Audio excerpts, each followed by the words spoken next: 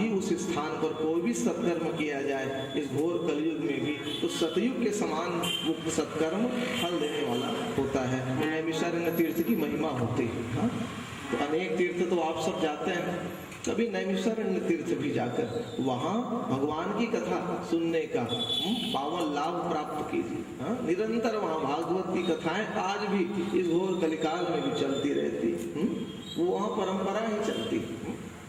तो इसलिए उस समय भी सूत जी महाराज व्यासपीठ पर बैठे और सौनक आदि 88,000 ऋषि बैठकर कथा सुन रहे थे। भाई सौनक तो एक ऋषि का नाम है और उनके साथ 88,000 ऋषि और बैठे थे। हाँ? क्यों?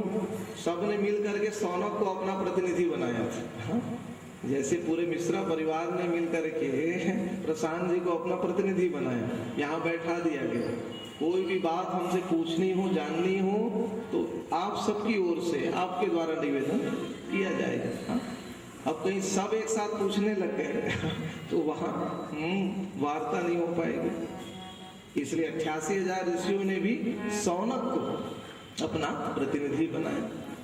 तो सूत जी महाराज व्यासपीठ पर बैठते ही भगवान का दिव्य मंगलाचरण उन्होंने किया, क्योंकि परंपरा होती है जब भी व्यासपीठ पर बैठता है तो अपने इष्ट का, अपने गुरुओं का, भगवान का वो स्मरण करता है। जो सूत जी महाराज ने भी व्यासपीठ पर बैठते ही भगवान का स्मरण किया।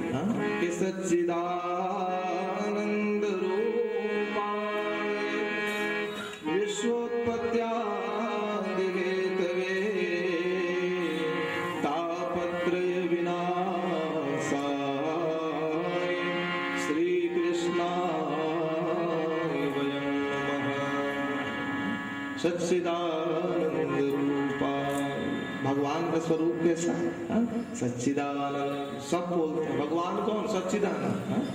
लेकिन सच्चिदानंद का अर्थ क्या होता है? 3 वर्णों से मिलकर ये शब्द बना, सत घन, चित घन, आनंद घन इति परमात्मा स्वरूप है ना। सत, चित और आनंद से सच्चिदानंद शब्द बना। अब जिसने इस सच्चिदानंद का रहस्य जीवन में समझ लिया, हाँ, तो वो जीवन में ऐसे ही सुखी हो जाएगा। हाँ, जैसे सत। हाँ, तो भाई सत का अर्थ होता है परमात्मा। क्योंकि भागवत महापुराण के प्रारंभ में, मध्य में और अंत में कोई भगवान कृष्ण के नाम की वंदना नहीं गाई गई। कल आप सुनो, भागवत के प्रारंभ, मध्य और अंत में सत्य की वंदना गाई गई। भागवत महापुराण ने कहा कि भगवान का सूक्ष्म स्वरूप होता है सत्य, और जिसने जीवन में सत्य का आश्रय ले लिया, समझ लेना उसने परमात्मा का आश्रय ले लिया। और कोई बड़ा पूजन पाठ यज्ञ सत्कर्म नहीं कर सकते, तो जीवन में अभ्यास बना लीजिए कि हम सत्य बोलेंगे। भाई किसी विशेष स्थितियों में असत्य बोलना पड़े तो वो अलग विषय है।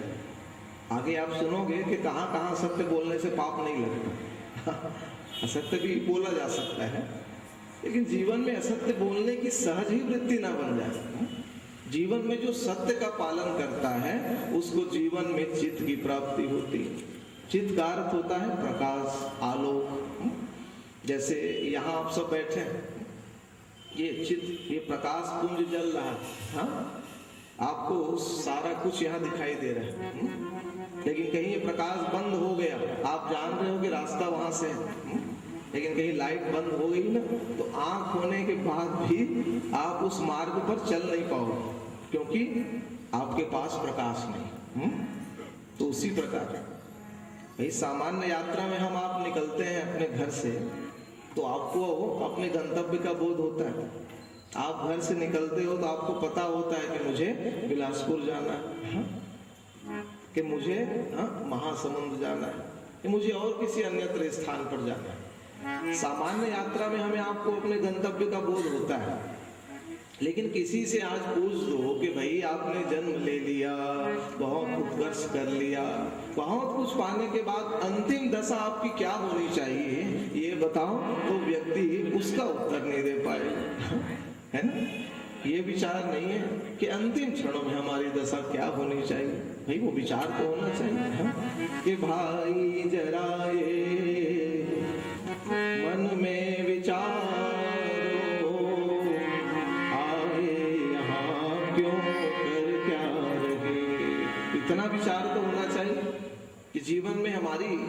कैसी होनी चाहिए।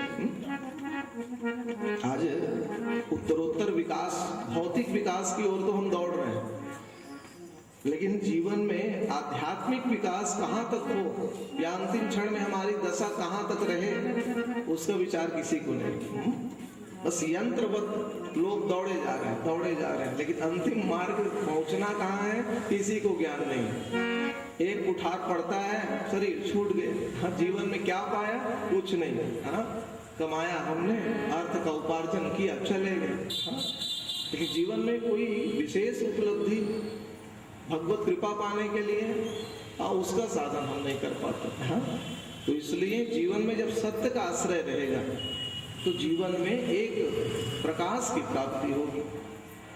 जीवन में एक प्रकाश का पुंज लेकर हम सही मार्ग पर चल पाएंगे। और जीवन में जब सत्य का आश्रय लेकर के परमात्मा की कृपा का प्रकाश हम प्राप्त करेंगे ना, तो सच्चे अर्थों में जीवन में हमें आनंद प्राप्त हो जाएगा। और वो आनंद ऐसा आनंद होता है जिसको वाणी से व्यक्त नहीं किया जा सकता। क्योंकि आनंद वो तत्व होता है जिसको वाणी से बताया ही नहीं जा सकता। अनिर्वचनीय आनंद स्वरूप। आनंद का स्वरूप वाणी से व्यक्त किया ही नहीं जा सकता, और वो आनंद रुपया पैसा से आप खरीद नहीं सकते। हाँ?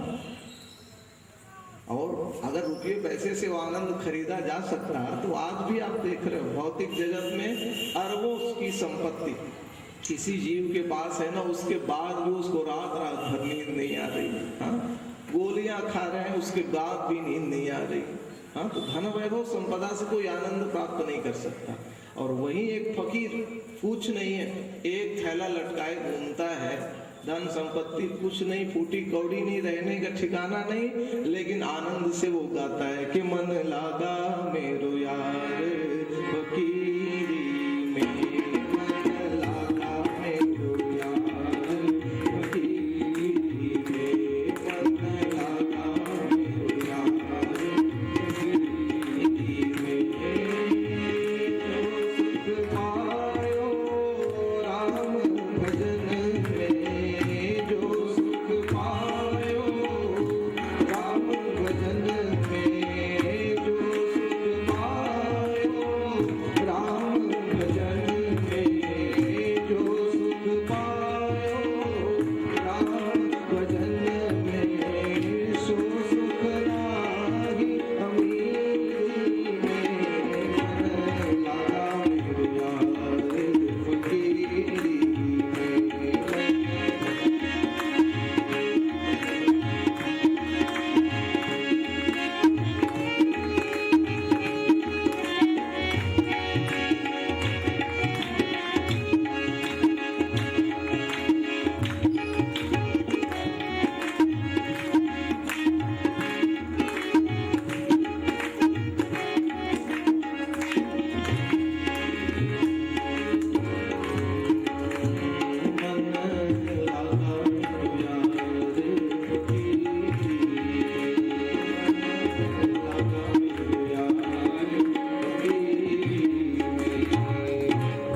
फकीर के हृदय में कितना आनंद होता है वो उसका हृदय ही जान सकता है। कुछ नहीं है धन वैभव संपदा, लेकिन हृदय में परमानंद है। तो इसलिए उसने सच्चिदानंद शब्द का अर्थ समझ लिया। हाँ, सच्चिदानंद रूपा परमात्मा का शब्द। विश्वोत्पत्त्यादि हेतवे, विश्व की उत्पत्ति, पालन और संवरण का कार्य करते हैं। तापत्रय विनाशा, संसार के जो त्रयताप होते हैं उनको मिटाने का सामर्थ्य जिनके भीतर है, ऐसे भगवान को मैं प्रणाम करता हूँ। श्री कृष्णा बोली बाल कृष्ण लाल की जय। और जब मंगलाचरण पूर्ण हुआ तब सौनक आदि ऋषियों ने पूछ दिया कि प्रभु एक बात बताइए, इस संसार का नाम है मृत्युलोक। जो भी यहाँ जन्म लेता है उसका जन्म जितना शाश्वत है उसकी मृत्यु भी उतनी शाश्वत है। हाँ, क्योंकि संसार का नाम संसार है। हाँ, संसार का अर्थ क्या होता है? सिरियते इति संसार। हाँ, जो निरंतर सरकता रहता है उसी का नाम संसार है। हाँ, जो स्थिर नहीं रहेगा उसी का नाम संसार है। हर जीव जानता है कि मुझे एक न एक दिन मरना है, लेकिन उसके बाद भी जन्म लेने के तुरंत बाद से अपने मरण तक हर क्षण जीव डरता है कि मेरी मृत्यु न हो जाए, मेरी मृत्यु न हो जाए, मैं मर न जाऊं, मर न जाऊं। अरे तू तो जान रहा है कि तुझे एक न एक दिन मरना ही है, लेकिन हर क्षण हम डरते हैं कि मैं मर न जाऊं। बड़ी अद्भुत विडंबना है। कोई व्यक्ति कह दे कि संसार में मैं किसी से नहीं डरता, अच्छा ठीक है, लेकिन मृत्यु से कोई निर्भय नहीं हो सकता। मृत्यु से हर जीव डरता है ना। लोग प्रयोग भी करते हैं कि हम शरीर त्याग देंगे। शरीर त्यागने की भावना से कोई जा करके जल में कूद पड़ता है, नदी में कूद पड़ता है शरीर त्यागने के लिए, लेकिन 2 ही क्षण नहीं गुजरता वो व्यक्ति तुरंत अपने हाथ को जल से बाहर निकालता है, चिल्लाता है बचाओ, मैं डूब रहा हूँ, मर जाऊंगा। तो मरने के लिए तो कूदा, अब वो चिल्ला। लोग आत्मदाह करने का प्रयास करते हैं। अपने कक्ष के भीतर आए, कुंडी लगाई, अपने शरीर में अग्नि को प्रज्वलित कर दिया, और जैसे शरीर धू धू करने के जलने लगता है, आग की लपटें शरीर को पकड़ती है, तो जो कुंडी बंद करके अंदर गया है वो स्वयं कुंडी खोल करके बाहर आता है और चिल्लाता है मैं जल रहा हूँ, बचाओ। मरने के लिए तो आग लगाई थी, लेकिन नहीं, मर जाऊं कहना बड़ा सरल होता है, लेकिन मरना बड़ा कठिन होता है। मरना सरल नहीं। हर जीव उसके भय से व्याकुल रहता है, तो उसकी मुक्ति का उपाय प्रभु, तो सूत जी महाराज ने कह दिया कि देखो उसके मुक्ति का एक ही साधन है कि काल के काल में तो हर जीव को समाना है, लेकिन उस भय की मुक्ति के लिए सुखदेव जी महाराज ने एक अद्भुत शास्त्र को प्रकट किया था कि काल व्याध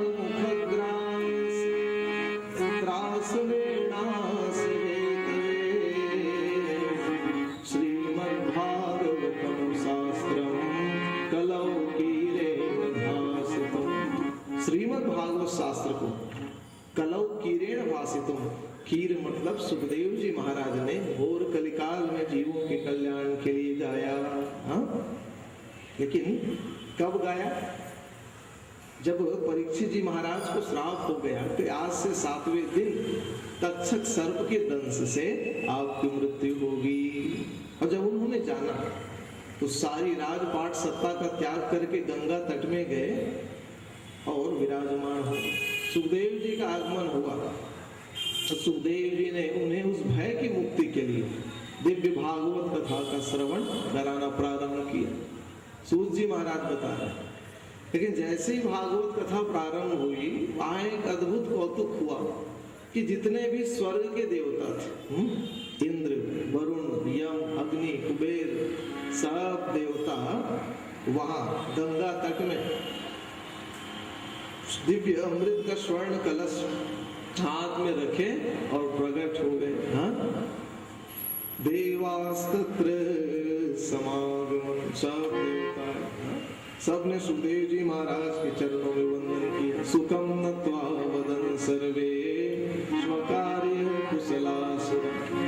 लेकिन सुखदेव जी ने देखा, कहा अरे सामान्य लोग कथा सुनने आते हैं वो तो अच्छी बात है, लेकिन यहाँ तो सब देवता भी आज कथा सुनने आने का। लेकिन देवता अपने कार्य को करने में बड़े कुशल हैं क्या? आज वो कैसे निस्वार्थ भावना से कथा सुनने आ गए। आओ देवताओं, कैसे आना हुआ? देवताओं ने कहा कि प्रभु हमने सुना कि पांडवों के जो पौत्र हैं परीक्षित महाराज, इतने महान धर्मज्ञ राजा, ऐसे राजा को तक्षक सर्प के दंश से मृत्यु का श्राप हमने सुना तो बड़ा कष्ट हुआ। ऐसे राजा का जीवित रहना बहुत आवश्यक है, इसलिए हमने सोचा कि भाई जीवित रहने के लिए अब इनको अमृत की आवश्यकता पड़ेगी।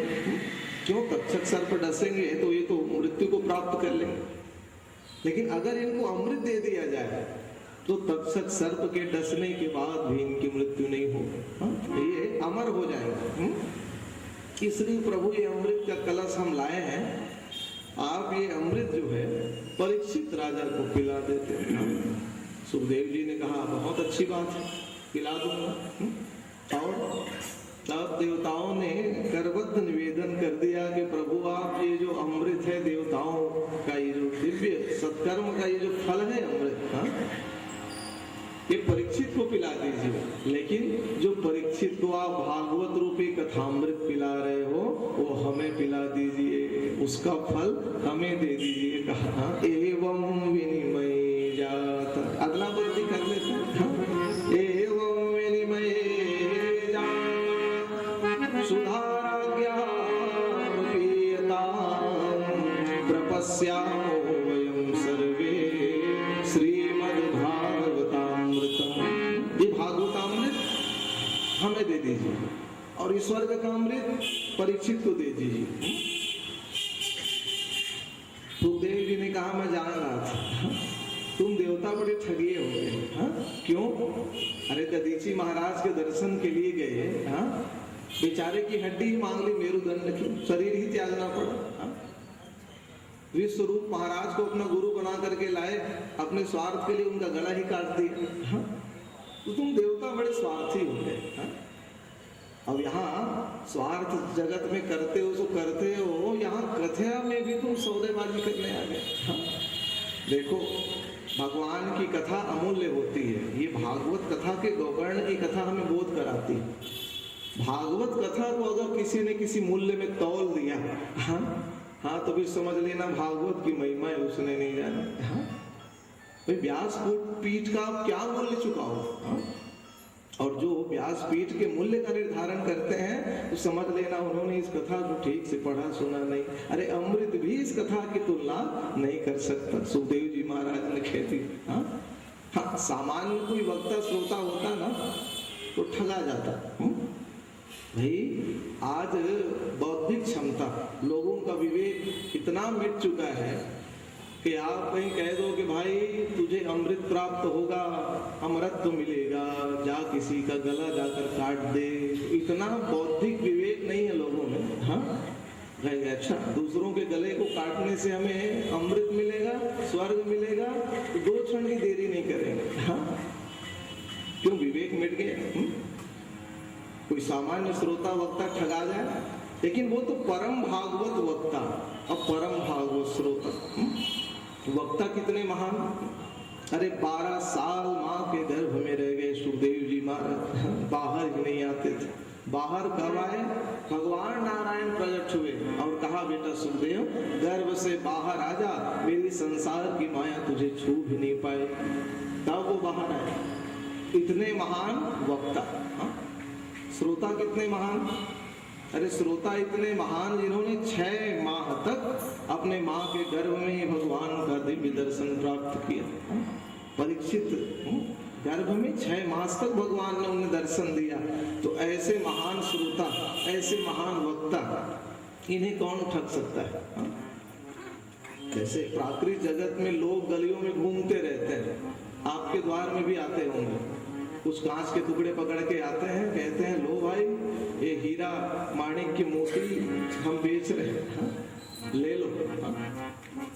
तो जिनको उन रत्नों की परख नहीं होती बेचारे ठगा जाते हैं। कांच के टुकड़ों को भी मणि समझकर ले लेते हैं। लेकिन वो कांच के टुकड़ों को बेचने वाला घूमते घूमते कहीं किसी जौहरी के दरवाजे में पहुंच जाए।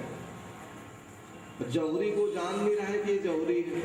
जौहरी बाहर आते ही देखेगा कांच के टुकड़ों को तो कहेगा अच्छा हाँ मैं ही मिला ठगने के लिए। अरे मैं जौहरी हूँ, मैं मणि और कांच में भेद जानता हूँ।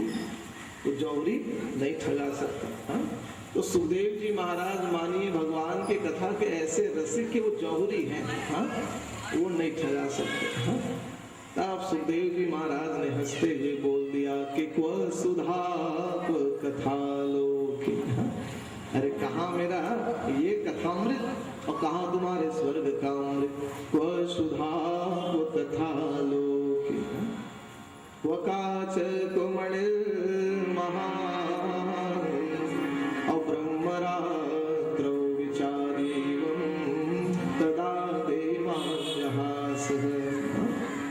उन्होंने कहा कभी मणि और कांच में तुलना हो।